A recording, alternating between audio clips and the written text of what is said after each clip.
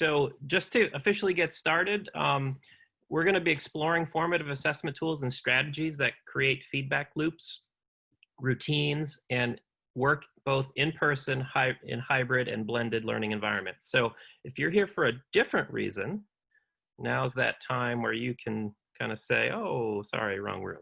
What I'm going to ask you to do is just take about a minute to read the scale and try to sort of self-assess where you happen to be on this scale. Again, on the slide deck, there are links out to resources that help define some of the descriptor language, but just to orient yourself, take another like 50 seconds or so, and then we'll move forward.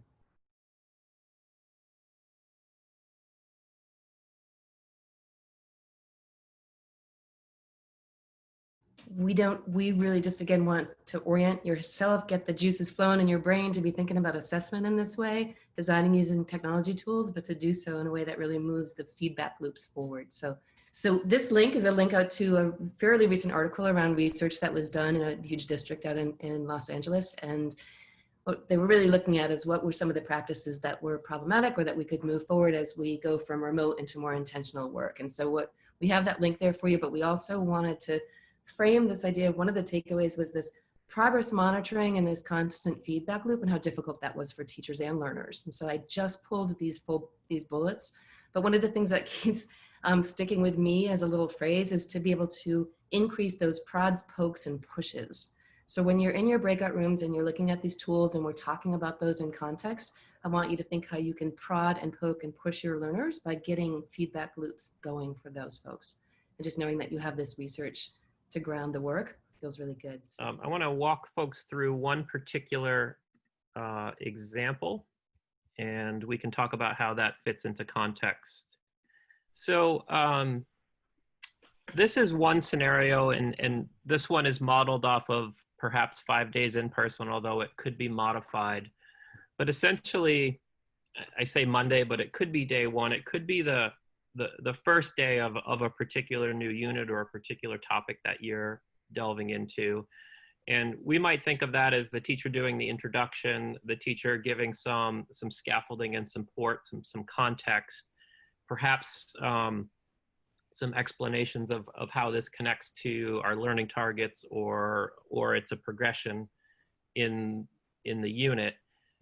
The tech tool piece here that could possibly fit is sort of a survey of prior knowledge, right? So this might be where a KWL and Padlet might fit in, or you may use the Google form to quickly dipstick students to say, well, what do you know about this? Again, to kind of be that first piece of information for you for guiding instruction. And so that Monday might be sort of the teacher scaffolding day.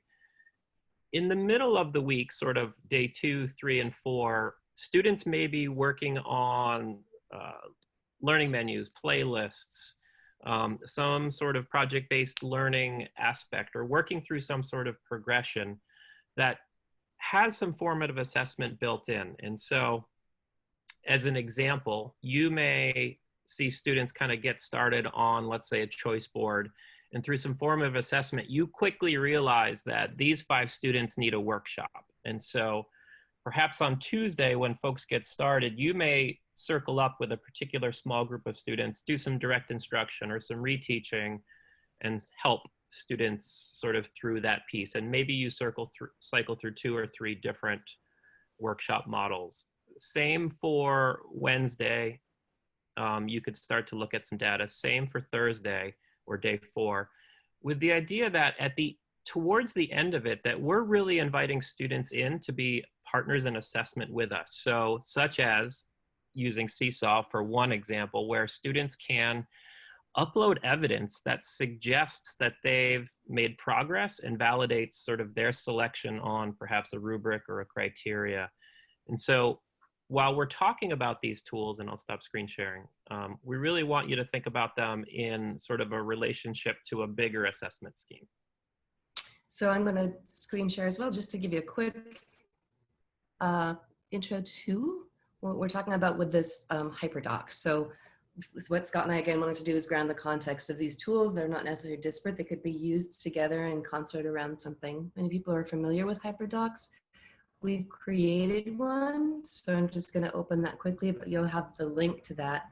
And the, again, example of a workflow. There are a lot of tools in this, but we wanted to just give a quick example of how in a HyperDoc we could be delivering this flow of instruction. You engage folks with the pre-quiz, the Mentimeter poll, anchoring through Edpuzzle, finding other simulations using a Nearpod activity, and you can see on and on in that way. So it gives you a chance to take the tool that you've just been working on in the workshop, especially if it's new to you, come back and see it grounded either in a calendar or in a HyperDoc. So that's there for your takeaway, but just to see how that flow could certainly work in a whole unit delivered that way.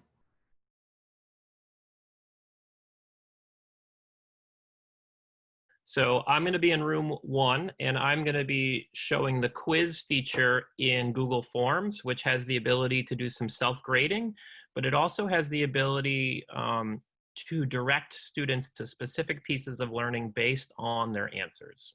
I am going to be room 2, and what I'm talking about is how to deliver some form of direct instruction, typically slide-based, kind of that sort of instruction, but get feedback loops going, and we'll model some strategies and some tools both. I'm going to talk about a tool for working together in real time and getting some instant feedback about where students are, and a lot of different ways that you can use this tool. It's called Jamboard. It's a collaborative whiteboard. The idea of Google Keep, that's collaborative for note-taking. Wakelet allows me to share a collection of resources, and then Padlet for a KWL. So we'll look at that as a package for supporting projects. I'm going to talk about Seesaw and some of the basics about like assigning formative assessments to kids, but also tagging skills and being able to look at formative assessment data through Seesaw, and being able to specifically give feedback to kids, and also kids can give feedback to each other, which is also kind of powerful in the hybrid or remote kind of environment.